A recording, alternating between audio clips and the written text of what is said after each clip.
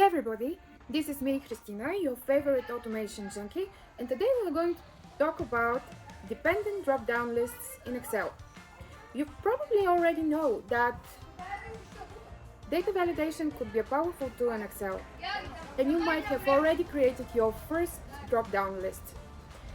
Today we are going to take you a step further, and we're going to learn how to establish the logical correlation between certain sets of data so we can actually limit our selection based off our selection in another cell. We're going to discuss several different methods, named manager, XLOOKUP, and offset, and we're going to analyze which is the best option for certain scenarios. Let's jump over to Excel. And today what we're going to do is create an easy way for uh, a lighting company to configure its products. Here on the right, we have a table with the parameters of a lighting product and its possible variations. And here on the left will be our, so to speak, product configurator.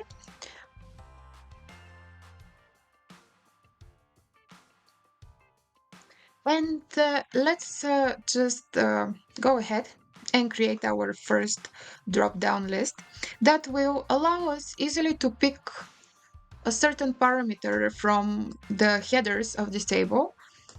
And to do so, I will just go to the Data tab, go to Data Validation,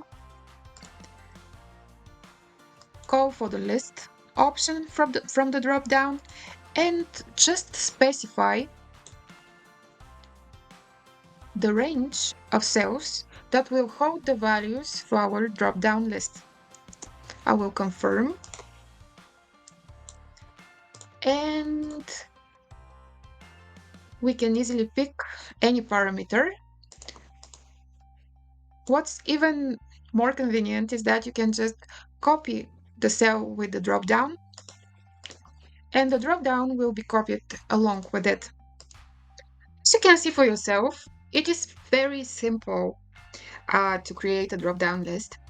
And the idea behind it is that you just define a range of cells that hold the values for the options we'd like to pick. Um, so if you take away that, actually what we're going to do with the next three examples is figure out just smart ways to dynamically change this array in our source based off our selection here to the left. And let's start by pulling out this array, so to speak, in this cell here underneath. So it's a bit easier for us to get hold of how we should work with our formulas. And the first approach that I'm going to show you is, I believe, it's extremely easy. I would like you to go ahead and select your data set on the right, go for formulas, and create from selection. We are going to create a named array for each parameter and its variations. And I'm just going to pick the top row. And when I go back to formulas and name manager, what we'll have here is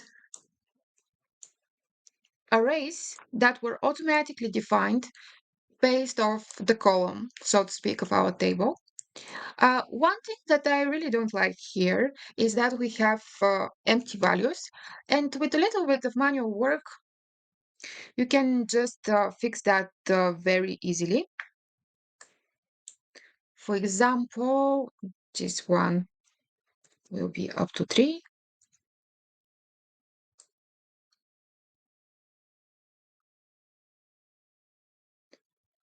Mm,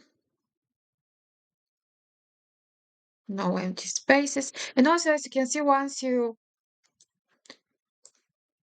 go for changing your array, um, it gets highlighted automatically, so it's a bit easier for you to go ahead and fix it. And I think it should be 4 here. Go ahead and confirm.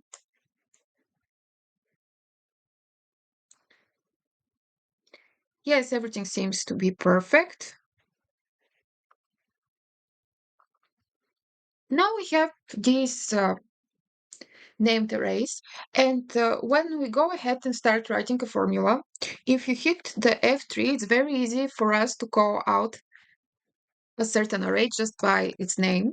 And as you can see, we get the values immediately. And to make that dynamic, we have to do something very simple. And that will be to use the function INDIRECT that will give us the opportunity to reference the array just by its name. INDIRECT. And I'm going to pick the first value here. And I would like to fix the column because later on, as we're going to copy this formula in a way, it's very important to have the column fixed. And enter. And as you can see now that I change the value, the array changes itself. But how do I use this to get my dropdown? It's very easy. Just go ahead here and copy your formula. Select the cell where the dropdown list will be. Go back to data validation.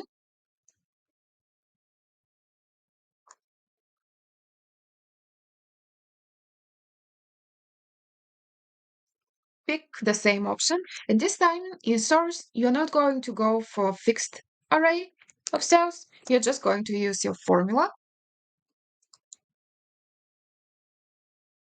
And as you can see, now, based off the changes here, you get the corresponding variations of the parameter, which is really cool. And when you copy down the cells, you will see that automatically the dropdown is fixed to the correct variations.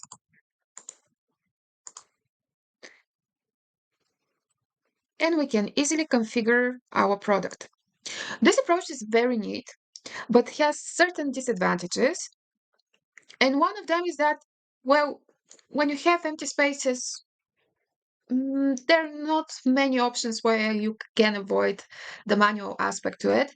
And also imagine your table of parameters grow, you have to go back and repeat all the process. And maybe the next few options will provide a more dynamic way to do the same thing. So let's move on to the XLOOKUP. All right, so we already mentioned that we're looking for a more dynamic way to define the array that holds our variations. And one way of doing so is to use XLOOKUP. XLOOKUP is a really nice function that you may already know, sort of allows you to take the columns from a table given the header. And let me start by picking this cell. And just always keep in mind to fix the column here. Next thing, you have to define the array of headers in which you're going to search for these values, this value, and also keep in mind to fix it everything that's practically related to our table needs to be fixed, as we are going to copy our formula in a way down the rows. And this might cause some problems eventually. And next thing, we need to define the array from which we are going to take away the columns. And here I'm going to also fix it. And let's see what happens here.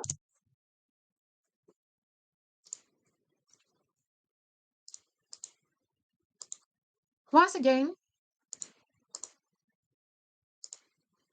the formula gives us the right values.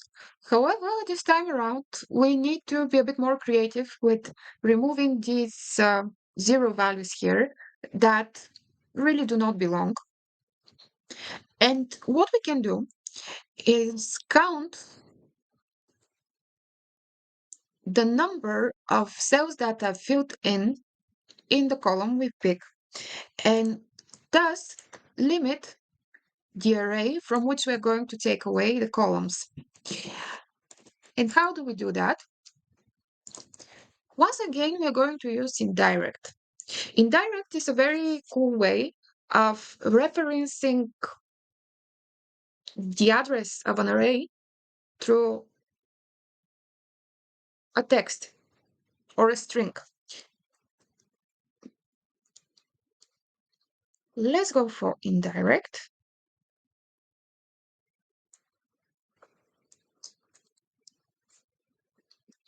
Here, this is not a string yet. To convert it, we need to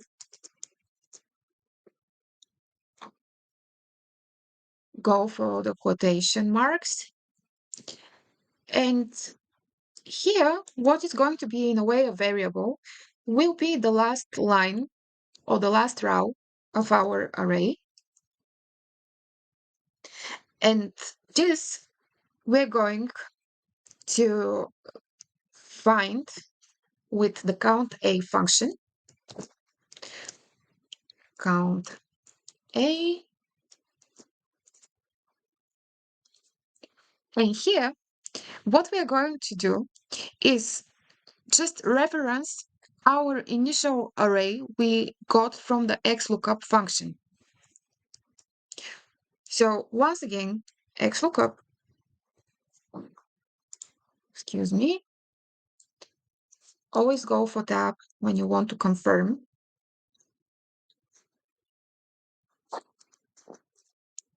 A for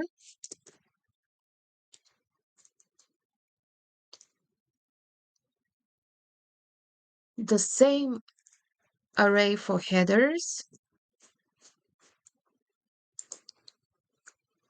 And once again, the array here. And what we need to do is just confirm and see if it works. Okay, I have forgotten.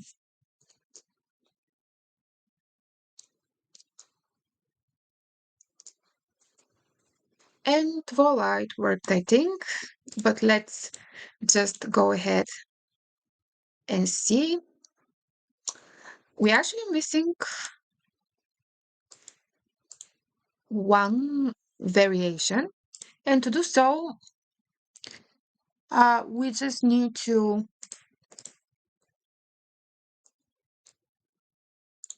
add +1. This is probably caused by the offset of the header over there. And now it works perfectly. And let's just run through the other values to see if everything is working all right. And let's do the same. Just go ahead, select the formula, go for data validation,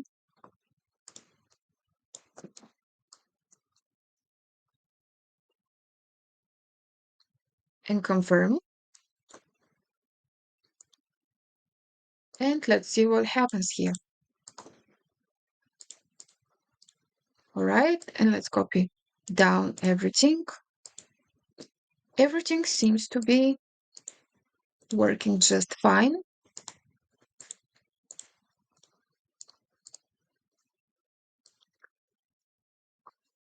And I think we can move on with offset. When we're talking about dynamic arrays, probably offset always comes first to mind. That's why I've decided to include this example as well. Um, I think it has practically identical results to XLOOKUP, but it might be a little bit more heavy. That's why I decided to incorporate in it also partially XLOOKUP to make certain things slightly easier. And let's start. So when we are using offset, the first thing we need to define is our reference point, and this will be the first cell of our table. I will fix it. As we mentioned, it's very important to fix the address of everything that's not our drop-down cell. For row, I will go along with first one. And for column, I need to find the column in which our value will be situated. This you can easily do with match.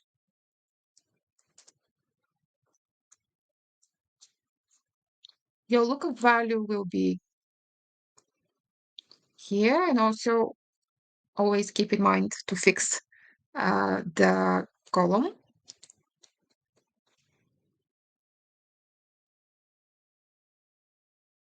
And the lookup array will be our headers. We are going to fix it as well. And it's important, of course, to pick exact match.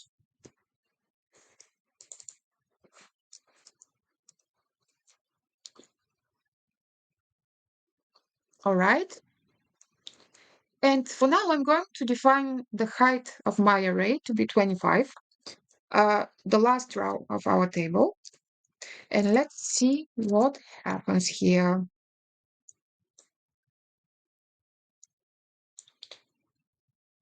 Something is not working quite all right. We see that match here does not return the accurate place. Actually, it returns one place further. This is just due to the way the formula is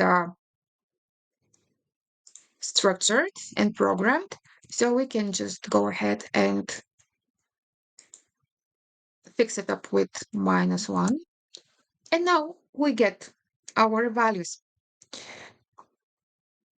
What we are missing is a way to remove the empty cells, just as in other cases. And to do so, we will have to figure out the height of our array. And to do so, once again, I would like to use the same lookup formula. So I will go ahead here and just go ahead and count and copy the count a XLOOKUP.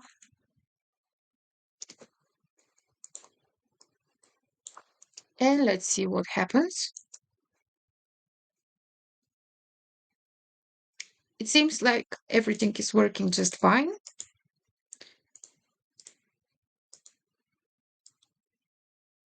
Yes, it's completely dynamic. And let's copy this formula and check if it's going to work in data validation.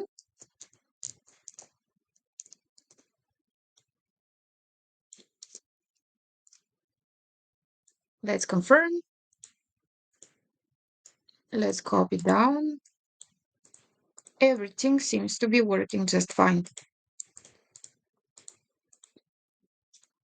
As you can see, XLOOKUP and offset combined with XLOOKUP yield completely the same results. So it's really up to you how to use them and which one of these you'd like to pick. Uh, Personally, I prefer the XLOOKUP. I think it's a little bit easier to So follow. this is probably everything for today. And if you found this video helpful, please like and subscribe.